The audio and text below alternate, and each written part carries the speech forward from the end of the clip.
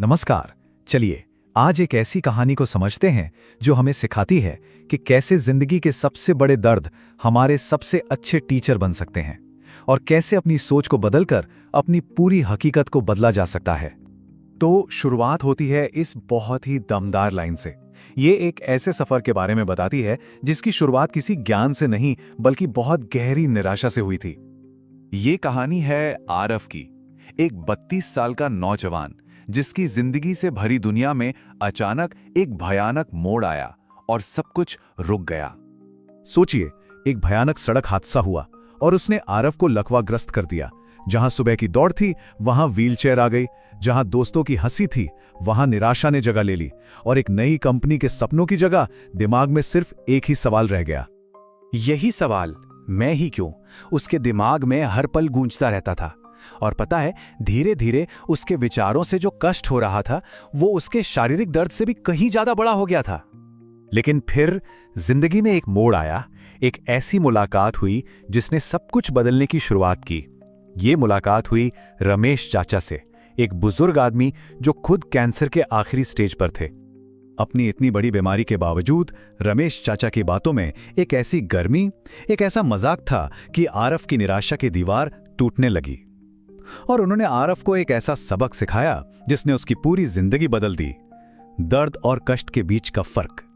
अब यहां पर ना एक बहुत जरूरी फर्क समझने वाला है।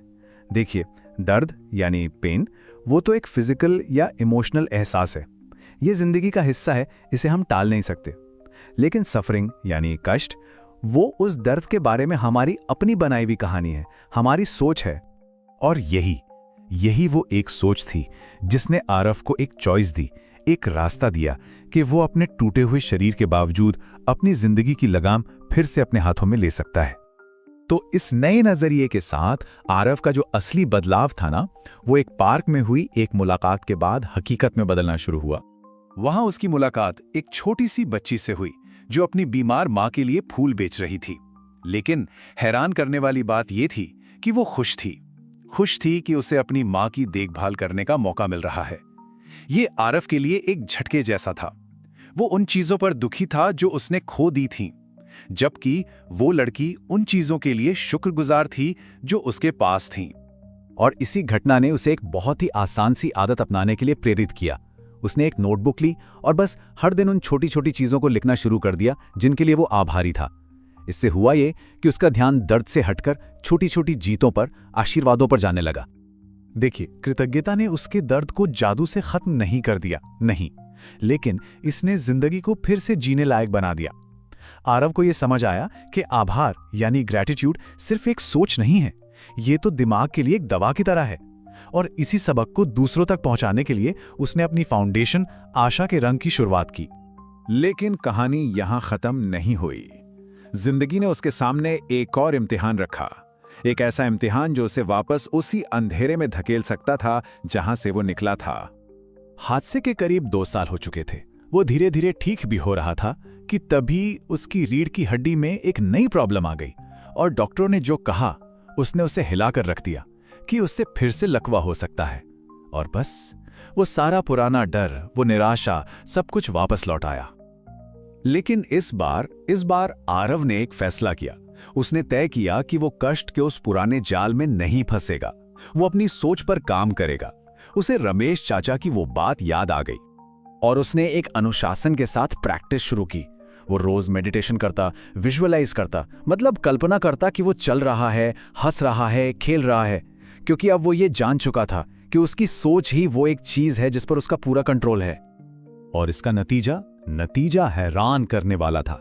यहां तक कि डॉक्टर्स ने भी ये नोट किया कि उसकी जो मेंटल स्टेट थी, उसकी वजह से उसकी फिजिकल रिकवरी उनकी उम्मीदों से भी ज्यादा तेज हो रही थी। मतलब साफ था, अपनी अंदर की दुनिया को बदलकर वो अपनी बाहर की हकीकत को बदल रहा था। तो अब तक आरव अपने सारे अनुभवों को पूरी तरह से अपना चुका था। अब वो दर्द का शिकार नहीं था, बल्कि वो उसका शिष्य बन गया था। उसने माइंड मैटर्स नाम से एक नया प्रोग्राम भी शुरू किया, जिसमें वो यही सिखाता था कि हमारे विचार ही हमारी हकीकत बनाते हैं। वो कहता था कि सोचिए, 2 लोग एक ही सिचुएशन में हो सकते हैं, एक के लिए वो एक श्राप है, दूसरे के लिए एक सबक। फर्क कहाँ है? सिर्फ सोच में। ये चार्ट उसके सफर को बहुत अच्छे से दिखाता है। देखिए, उसका जो शारीरिक दर्द था वो तो लगभग वैसा ही रहा, लेकिन जैसे जैसे उसकी अंदरूनी ताकत बढ़ी, उसका कष्ट, उसकी सफरिंग लगभग खत्म हो गई। और ये लाइन उसके पूरे सफर का निचोड़ बन गई। ये इस बात का जीता जागता सबूत है कि जब हम निराशा की जगह कृतज्ञता को चुनते हैं तो क्या हो सकता है। और आखिर में ये कहानी हम सबके लिए एक सवाल छोड़ जाती है।